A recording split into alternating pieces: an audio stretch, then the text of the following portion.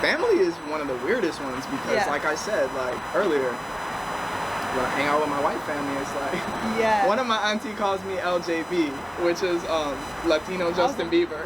Isn't that the dumbest you ever heard? Shout out to Auntie Tracy, we love you, man.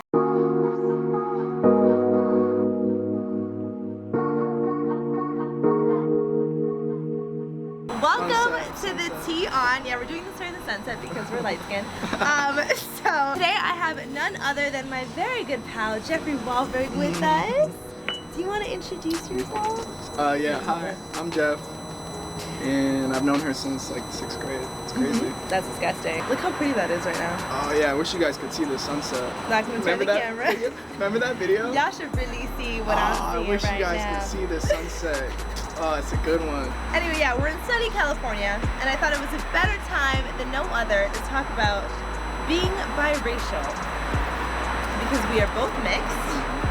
And I've recently had like a coming of age moment in my experience being a biracial gal. And I feel like we've talked about it. You have Me too, though. Yeah. Me too, like very recently. Yeah, very recently for me too. Yeah, so I have a set of questions that we're gonna answer. Usually I have like statistics and stuff, but we did this pretty last minute. Yeah, so pretty good. I don't have the statistics. The statistic is that we're both mixed. Statistics. So how has being mixed helped you in any way? In terms of career or life or love?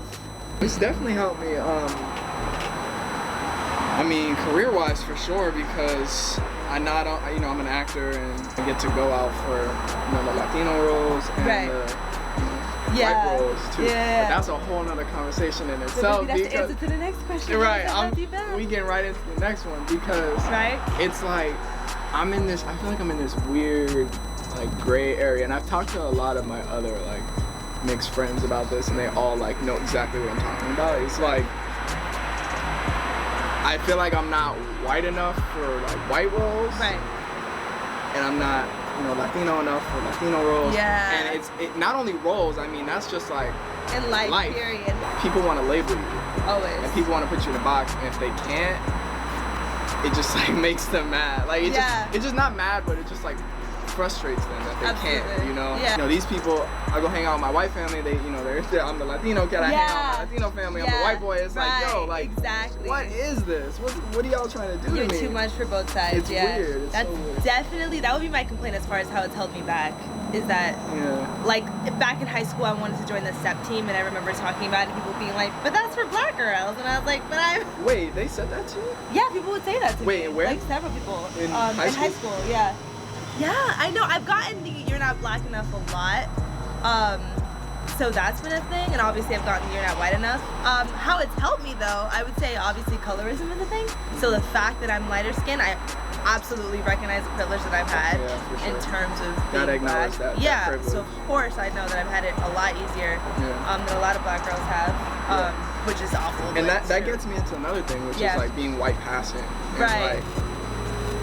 And sometimes I don't even know, like, some people will tell me I'm white passing, but some people will be like, you don't look white at all. How was your experience in your own family then? I don't have that question written down, but I mean... That's a good one.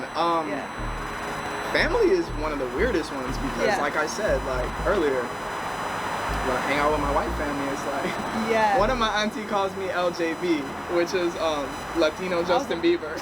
Isn't that the dumbest you ever heard? Shout out to Auntie Tracy, we love you, man. But yeah, and then when I hang out with my Latino family, it's like, I wouldn't say they necessarily call me white, but they definitely like, you just get treated different. You get treated different, yeah. It's like awesome. They celebrate it, like it's cute, that I'm like the one diverse one. But hey, sweetie. A YouTube video. Thank you. Mad as hell. Yeah, at the same time, I don't know. I just always felt like the difference, and it's maybe I don't know if it's in my own head, but I've just that's another thing. I don't know. It could be.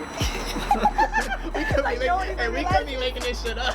We sit in front of camera talking about our trauma. We talking about some make believe shit that don't even. With my own mother, I've had to like My own mother. She sometimes puts me in a box that I don't really want to be in, and it wasn't until recently actually that I was like, she threw a label on me, and I was like, Mom. Yeah, same with me. Yeah. I finally like just kind of like, I think it was just pent up like of all this like, and I think like me, being an actor and me being out here in California, like acting is very like, they want to they're looking for either a white boy or a Spanish boy. Like it's very, there's a lot of labels when you're like about to go in an audition room or whatever. Like there's a lot of like little labels and categories and stuff that they want to put you in. So I think I was just like talking to my mom on the phone one day, and I was just like frustrated about it. And she called me gringo, or she called me like white boy or something. And I was just like, Mom, like, don't do that. Like, you have no idea what it's like growing up to like, because she's just 100% Dominican, and she's just, you know, born in DR, and she's certain about that. And it's like, she has no idea what it's like growing up, being mixed, and like, I'm like, it's like an identity crisis. Yeah, really. In a way, And she stopped, she got quiet for a minute, and she was like, damn, like, I never thought of it like that. Like, and she got emotional, and she was like, I'm sorry, like, I didn't realize that you felt this way. And like, and she shared with me, like, my brother basically said the same thing to her. You gotta vocalize it. You have to vocalize it, just like we're doing right now. But that's the case for everything. Absolutely. You just gotta talk about it, people. So what was your first encounter with an identity crisis, the one that we all go through as individuals? I don't even know my answer to this. You know what, I'll say this, like, I always definitely struggled with identity growing up and not knowing what I was, but it wasn't until I moved out here to California and like started actively, you know, getting into rooms and acting and meeting people, and like, that's when I was kind of like, I think when I saw my first movie too, like, I was just like, I look so, I look so different. Like, I don't even, it's weird. I think probably because I went to so many different schools in my life. I think for freshman year of high school, I went to a predominantly Hispanic private Catholic school. And like, in order to survive, I had to completely conform into like the Spanish side of me. And then, I don't know, I just felt like by having to erase a part of me in order to fit in, I sort of had my own identity crisis. Like, well, why do I feel so out of the box? Sorry to cut you off, but like, we went to a predominantly like black middle school. Right. So how did? Right. Which there, I felt like I had to be more of that side, and I didn't really need to be. So that must have been a really weird contrast for you to like go from 8th grade, where it was like, you know, Glades and like. And honey, before I went to Glades, I was in California at a predominantly white Christian school. You've been everywhere. And I was full white at that school. I got very used to having to play a role to the point where I forgot, like, well, what is original me? Because I don't even, you know what I'm saying? I'm so good at fitting categories. So I think that's when it kind of started. And then also, like I said, you're a chameleon too. Yeah, you know what? Out of survival, really. That's what it is. It's like out of survival. It's like a defense mechanism. Yeah, it really is. It really is. And I was like, I'm not gonna be here friendless. So I'm gonna act like I'm gonna have a quinceañera this year. And I did not have a quinceañera. Do you get offended when you are labeled one or the other? As much as I'd like to like be here on my high road, be like, nah, I do. I do. I get like less offended, but I just get like frustrated and like hurt. Right. Because I'm sensitive and cancer, but annoyed. I get annoyed. Yeah. I mean, I don't know if I necessarily. But do you get? Let me ask you this. I'm gonna throw something back at you. Throw it, baby. Do you get? Let's say, do you get annoyed for one and then not annoyed not for the other? That's what I was gonna ask you. But like you can identify more with one side. Right. Yeah. Right. Exactly. That's the gag. That's another question I must bring about to that. I would say that I don't necessarily get annoyed when I'm labeled one. I get annoyed when I'm said I'm not enough of one.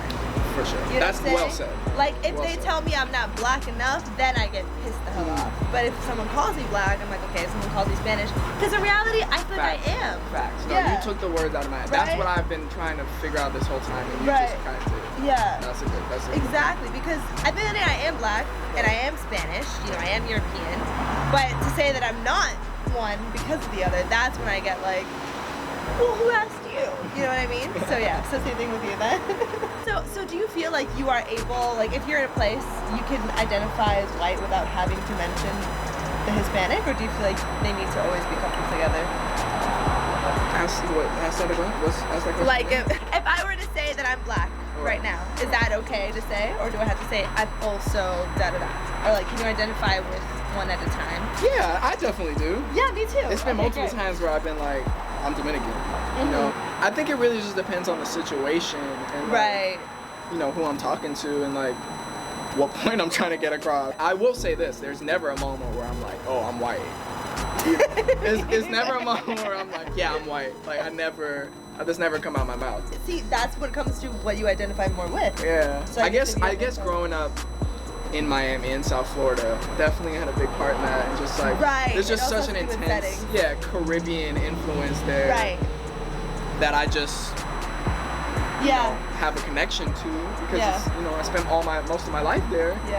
I feel like if I would have grown up in Boston, which is where I was originally born and which is where my parents met, who knows, bro. I think we're really privileged that we lived in a place that was so diverse. My favorite place in the world. Same. South Florida. Shouts out. I miss it because I'm kind of cold right now. So special. That was all the questions I had. Any last questions that you wanted to add in, or any topics? Can we go eat? I'm so hungry. I'm very hungry. Yeah, perfect. Well, if you are mixed and you're struggling with this at all, with racial identity, know that the starting point is conversation, because I think we don't talk about it enough. I think at the end of the day, just be yourself. Don't worry about being labeled. If you identify with one more than the other, that's okay. There's no rule or guidebooks in this, I think. But just make sure to vocalize that and speak up when you don't like the way you're being identified or treated or labeled or boxed. Even if it's to your own family, even if it's to your friends. Don't let it stop you from doing things like trying out for the step team, because you know you would have been really good. Just do it. And he lost. Because you know you would have gone out there and you would have stepped your heart out. Oh, damn. Yo, that's How about you? How about you? Yeah, man. You said it all. I don't even want to. You said it so eloquently and beautifully, and I don't even want to change it. Yeah. Cool. Bye.